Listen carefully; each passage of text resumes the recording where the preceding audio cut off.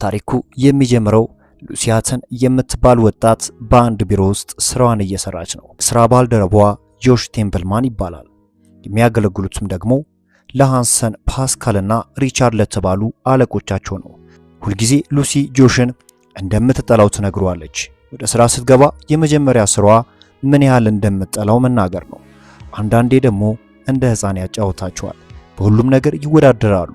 ምክንያቱም ደግሞ ሉሲ ልክ እንደ ጠላቷ ነው የምትመለከተው። የሉሲ ዓላማ በሁሉም ነገር ከጆሽ ተሽሎ መገኘት ነው። የሚገርመው ነገር የሚለብሰውን ልብስ ቀለም ሳይቀር ትከታተለዋለች። ነገር ግን አንድ ቀን ለምንድን ነው እንደዚህ የምከታተለው ብላ ራሷን ጠየቀች።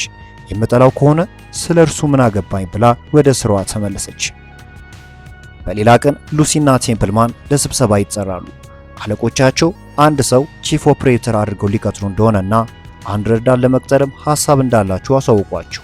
በዛን ጊዜ ሉሲና ጆሽ እየተያዩ ይስቁ ነበር። ሁለቱም በዛ ቦታ ላይ መቀጠር ይፈልጋሉ። ሉሲ ግን እጅግ የተለየ ነው።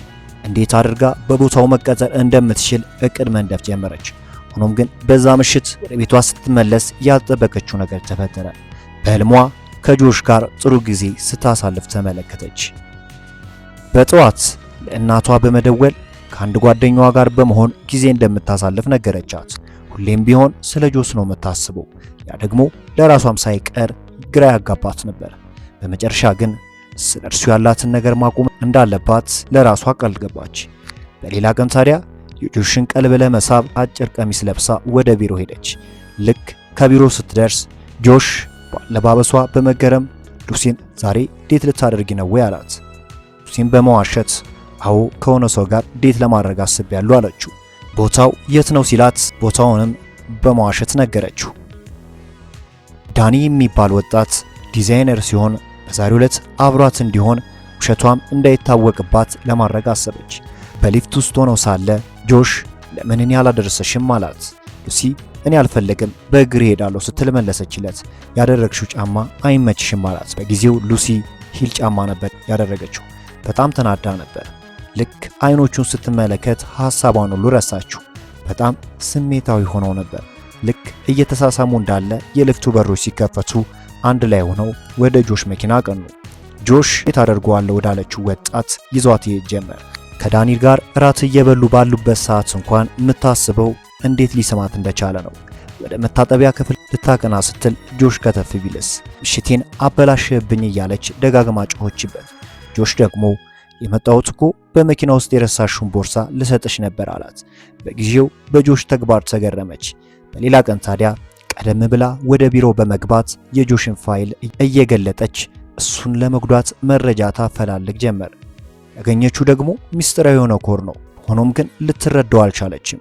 ጆሽ ወደ ቢሮ ከመጣ በኋላ ለምንድነው ግን ስለ ሰዎች አስተያየት ይህን ያህል የምትጨነቂው አላት። ስራ ጨርሰው ወደ ቤቷ ስትመለስ ከባድ ህመም አጋጥሟት ነበር።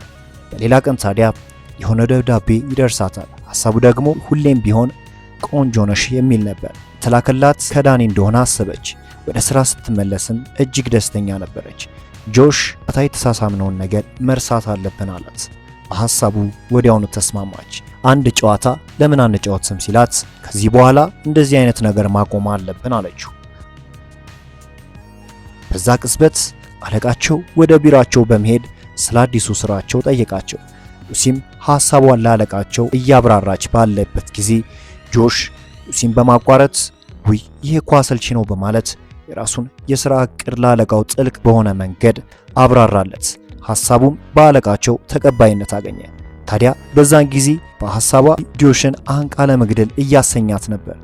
የግዷን ሳቅ እያለች ከቢሮ ወጣች። በነጋታው የጆሽ ሐሳብ ወደ ተግባር መቀየር ጀመረ። ለጨዋታ እየተዘጋጁ እንደነበር ሉሲ የታመመች ትመስል ነበር። ጆሽ ታዲያ እንድታቆም ቢነግራትም አልስማማም አለች። ዳኒ ከሷ ጋር ለመሆን ጠየቀ። ሆኖም ጆሽ ከሷ ጋር ለመሆን እንደወሰነ ነገረው። በጨዋታው ላይ ሉሲ ለማሸነፍ ጆሽን ገፈተረችው። በዛ ጊዜ አንድ ላይ ሁለቱም ወደቁ። ጨዋታውን አስቆሞ ልክ ሄልሜቷን ስታወልቅ በትኩሳት እየነደደች ነበር። ሐሳቧን ልትገልጽ ስትል አስመለሳት። በዛ ጊዜ ያስመለሰችው በጆሽ ልብስ ላይ ነበር።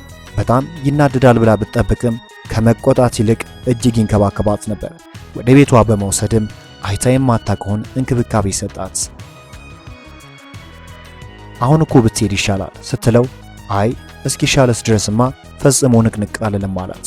የጆሽ ቤተሰቦች ብዙዎቹ በሕክምና ዘርፍ ላይ የሚሰሩ ሲሆን ታዲያ ወንድሙን በመጥራት ምርመራ እንዲያደርግላት ወሰነ።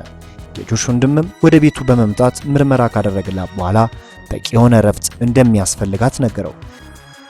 በንጋታው ወደ ቢሮ ስትመጣ ሉሲ ጆሽን መቃወሟን አቆመች። ጆሽ ቁርሷን በማዘጋጀትና ክፍሏን በማጽዳት ነው የጠበቃት። አንተ እዚህ በኋላ ይህ እንዳይደገም ይችን ዘዴ እኛም እናውቃታለን አለችው። ከቢሮ ስትወጣ ዳኒ አበባ ይዞ ወደ እርሷ በመጠጋት አበረከተላት። ሆኖም ግን ምንም ትርጉም አልሰጣትም ነበር። ከህመሟ ስትድን ሉሲና ጆስ ያላቸው ግንኙነት ጨመረ። አንድ ቀን ጆሽ ከሳማት በኋላ እራት እንዲበሉ ጋበዛት። በዛን ጊዜ ሉሲ መልእክቱን የላከላትም ጆሽ እንደሆነ ተረዳች። የጆሽን ውለታ ለመመለስ የወንድሙ ሰርግ ላይ ለመገኘት ወሰነች። ድንገት ግን ወደ አንድ ክፍል ገፍትራው በመግባት እንዲስማት ጠየቀችው። ሆኖም ግን ጆሽ በመሃላቸው ያለው ግንኙነት ከጓደኝነት ያለፈ እንዲሆን አልፈለገም። በሐሳቡ ተስማምታ ከክፍሉ ወጡ። ሉሲ ለጆሽ ምንም እንዳንተ ስሞኝ አያውቅም እኮ አለችው። ወደ አንድ ክፍል በመግባትም ጣፋጭ የሆነ ጊዜ አሳለፉ። ጆሽ አዲሱ ሐሳቡን ከሉሲ ጋር በመሆን ለመስራት አቀደ። ሁሌም ቢሆን ከሷ ጋር በመሆን ማሳለፍ ደስታ ይሰጠኛል ብሎ ያስብ ነበር። ወደ ሰርጉ እየሄዱ ባለበት ወቅት ያላቸውን መፈላለግ ወደ ማመኑ ገቡ። ሉሲም ታዲያ ስላየችው ህልም እውነቷን ነገረችው። ከሌላ ሰው ጋር ዴት ላደርግ ነው ያለችውም እውነቷን እንደሆነም ነገረችው። በአንድ ክፍል ውስጥ ሆነው ጆሽ ሴቶች የሚቀርቡት ከልባቸው ሳይሆን ቁንጅናውን ተመልክተው እንደሆነ ለሉሲ ነገራት። ሰርጉ እየተካሄደ ባለበት ሰዓት ሜንዲ የምትባል ወጣት የጆሽ ቅምጡ እንደሆነች ጠረጠረች። ሆኖም ጆሽ በሜንዲ መካከል ምንም ነገር እንደሌለ በመናገር አሳመናት። በመጨረሻም ሁለቱም ወደ ክፍል በመግባት ጣፋጭ የሆነ ጊዜን አሳለፉ። በነጋታው ሉሲ ወደ ጆሽ አባት በመሄድ ያደረገላትንና ምን ያህል መልካም ሰው እንደሆነ ተናገረች። ከሰርጉ ሲመለሱ ጆሽ ለሉሲ ስሜት እንዳለው ነገራት። በወቅቱ በጣም ደስታ ተሰምቷት ነበር። ሆኖም ግን በስራ እድገት ምክንያት ለጊዜም ቢሆን እንዳይለያዩ ሰጋች። ጆሽም ታዲያ ማሰብ ያለባት በሁለቱ መካከል ስላለው ፍቅር ብቻ እንደሆነ ነገራት። ሌላ ቀን በሩ ላይ ሆና ስታዳምጥ በአለቃቸውና በጆሽ መካከል የነበረው ቃለ ምልልስን ስታዳምጥ ጥሩ ባልሆነ መንገድ ነበር የተረጎመችው። ጆሽ ግንኙነታቸውን በመጠቀም እውቅና ለማግኘት እንዳሰበ ተሰማት። እጅግ ተናዳ እንዴት እንደምታሸንፈው ማሰብ ብቻ ነበር ሐሳቧ። ወደ ዳኒ በመሄድም ክስተቱን አስረዳችው። ሆኖም ግን እስካሁን እንደሚወዳት እምነት ነበራት።